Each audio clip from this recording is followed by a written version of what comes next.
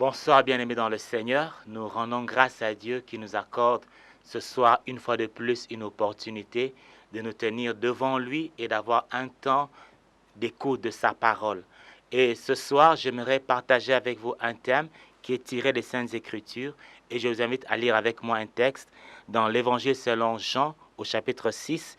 Nous lirons du verset 5 au verset 13. Jean chapitre 6, le verset 5 à 13. Et je lis dans la version Louis II. Ayant levé les yeux et voyant qu'une grande foule venait à lui, Jésus dit à Philippe, « Où achèterons-nous des pains pour que ces gens aient à manger ?» Il disait cela pour l'éprouver, car il savait ce qu'il allait faire. Philippe lui répondit, « Les pains qu'on aurait pour 200 deniers ne suffiraient pas pour que chacun en reçût un peu. » Un de ses disciples, André, frère de Simon-Pierre, lui dit, « Il y a ici un jeune garçon qui a 5 pains d'orge et 2 poissons. Mais qu'est-ce que cela pour tant de gens ?» Jésus dit, « Faites-les asseoir. » Il y avait dans ce lieu beaucoup d'herbes. Ils s'assirent donc au nombre d'environ 5000 hommes. Jésus prit les pains, rendit grâce et les distribua à ceux qui étaient assis. Il leur donna de même des poissons autant qu'ils en voulurent. Lorsqu'ils furent rassasiés, il dit à ses disciples, « Ramassez les morceaux qui restent afin que rien ne se perde. » Et ils les ramassèrent donc, et ils en remplirent 12 paniers avec les morceaux qui restèrent des 5 pains d'orge, après que tous eurent mangé. Comme je vous ai dit ce soir, j'aimerais partager avec vous un thème, et ce thème veut simplement dire savoir quoi faire. Savoir quoi faire. Nous sommes à la fin de l'année et dans quelques jours, nous allons commencer une nouvelle année 2023. Et c'est très, très important pour nous de savoir quoi faire. Qu'est-ce que nous allons faire l'année prochaine? Et fort possible que devant vous, il y a des défis devant vous, il y a certains problèmes. Vous vous posez certaines questions, vous dites, qu'est-ce que je vais faire l'année prochaine? Par rapport à ces défis, par rapport à ces défis d'études, par rapport à ces défis dans le ministère, ces défis en famille, qu'est-ce que je vais faire? Savoir quoi faire est très important si nous voulons réussir ce que nous voulons faire. Et le texte que nous venons de lire nous montre très bien que Jésus savait qu'est-ce qu'il allait faire. Au fait, le ministère de Jésus-Christ était un ministère qui a connu un grand succès. De grandes foules le suivaient pour écouter la parole de Dieu et aussi pour recevoir la guérison par rapport aux différents fardeaux qu'ils pouvaient connaître. Et un jour, environ 5000 hommes, une foule de 5000 hommes, sans compter les femmes et les enfants, sont venus à Jésus-Christ. Et Jésus-Christ, les voyant, s'est dit, je dois leur donner à manger. Mais il y avait un problème. Ils n'avaient pas assez d'argent. Et un de ses disciples a dit, Seigneur, même si nous avons 200 deniers qui étaient presque le salaire de 8 mois d'un travailleur, si nous assemblons ce que nous avons, peut-être le salaire de 8 mois, cela ne sera pas suffisant pour nourrir cette foule. Mais la Bible dit, Jésus-Christ posa la question à Philippe parce qu'il savait ce qu'il allait faire. Je pense que vous et moi, si vous n'avez pas d'argent ou bien vous n'avez pas suffisamment d'argent et que vous recevez 2 ou 3 visiteurs, peut-être vous allez vous sacrifier ou vous allez emprunter. Mais imaginez que à l'approche des fêtes, vous recevez chez vous une centaine et même des milliers de visiteurs. Je pense que certains d'entre nous vont simplement s'enfuir et d'autres vont renvoyer les foules et s'il vous plaît, retournez, je n'ai pas le moyen de vous prendre en charge. Mais telle n'était pas la réaction de Jésus-Christ parce qu'il savait ce qu'il allait faire. Et qu'est-ce que Jésus-Christ a fait? Et c'est l'enseignement que nous voulons tirer.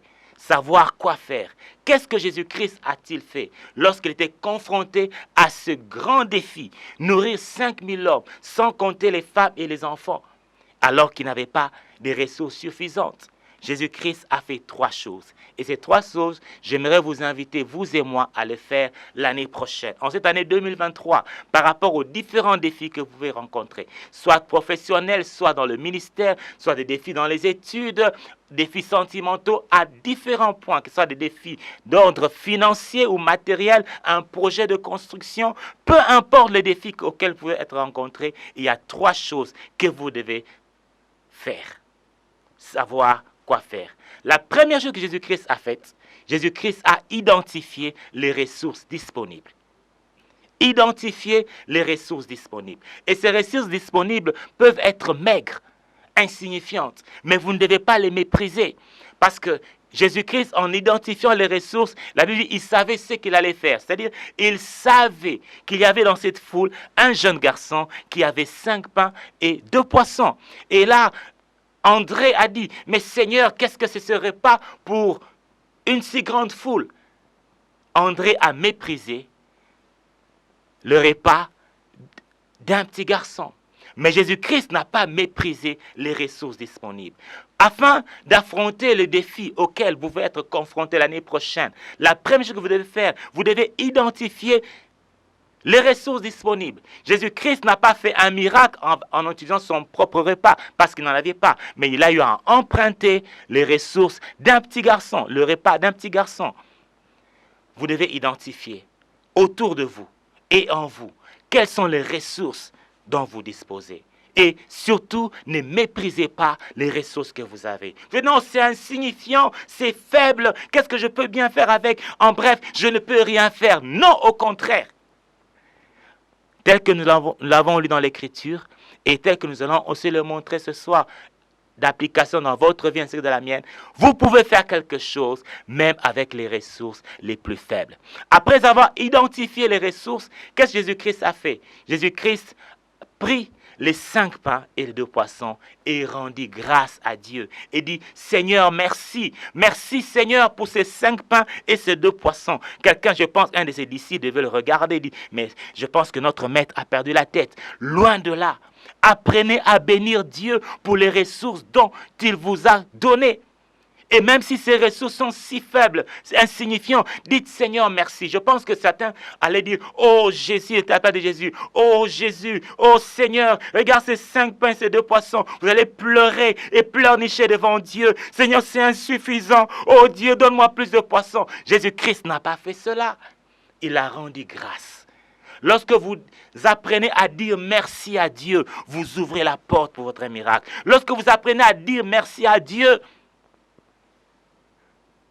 vous ouvrez la porte à votre miracle. Parce qu'au fait, tout dépend de la bénédiction de Dieu.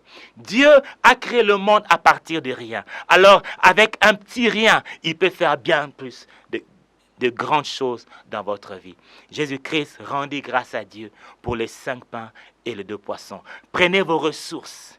Après les avoir identifiés, présentez-les devant Dieu. Dis Seigneur, merci pour les enfants que tu m'as donnés. Mon Dieu, merci pour l'intelligence que tu m'as donnée. Merci pour la force physique que tu m'as donnée. Merci pour les relations que tu m'as données. Quand même, ils ne sont pas si forts financiers. Seigneur, merci pour ce qu'ils peuvent me donner. Seigneur, merci pour ce petit emprunt que je peux obtenir à cette banque. Seigneur, auprès de cette coopérative. Seigneur, merci. Quand même que c'est petit, je te dis merci.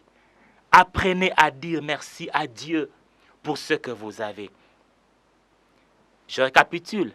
La première chose que Jésus-Christ avait faite, c'est identifier les ressources. Et surtout, ne méprisez pas les ressources que Dieu vous donne. La deuxième chose, dire merci à Dieu pour ces ressources. Et la troisième chose, c'est quoi? C'est l'action. L'action. Agissez avec le peu que vous avez. Parce qu'en agissant, en une réponse de la foi, que le miracle est déclenché. Alléluia. Jésus-Christ, après avoir rendu grâce à Dieu, et dit Seigneur, merci pour ces 5 pains, ces 2 poissons. Les 5 pains sont restés 5 pains. Et les 2 poissons sont restés 2 poissons.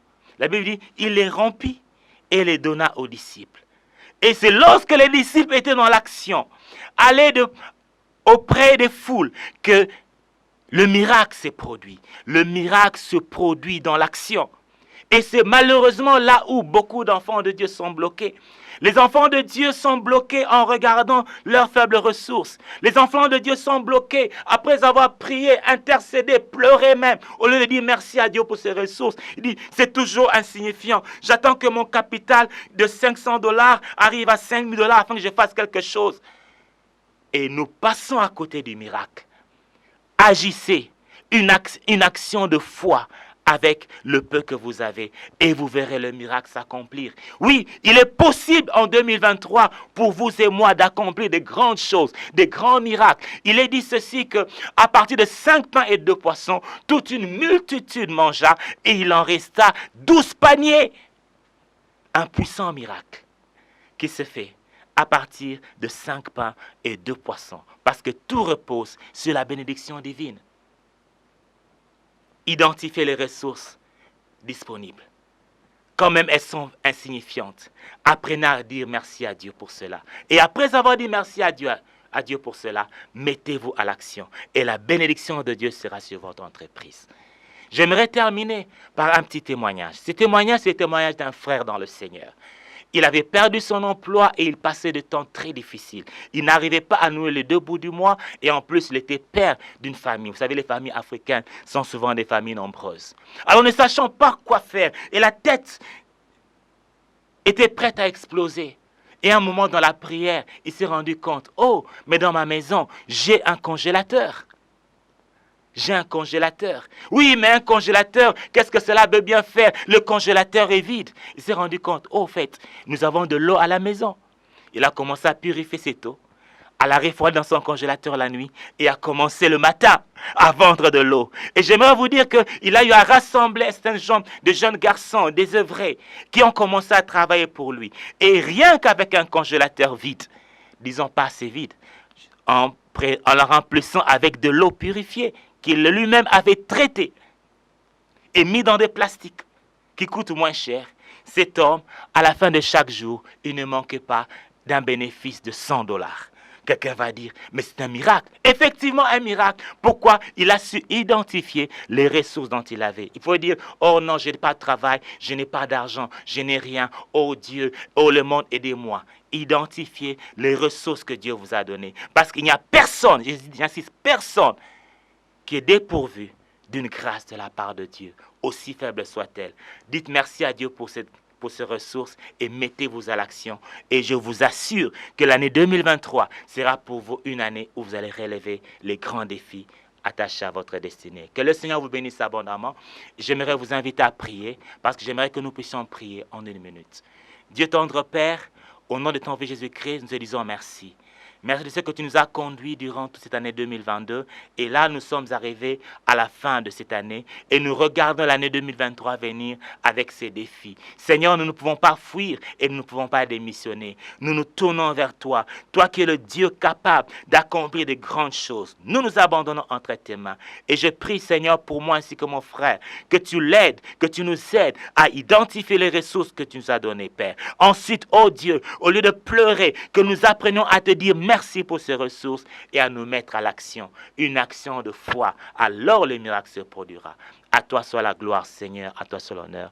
Permets, Père, que l'année 2023 soit pour mon frère ainsi que pour moi une année de grands accomplissements.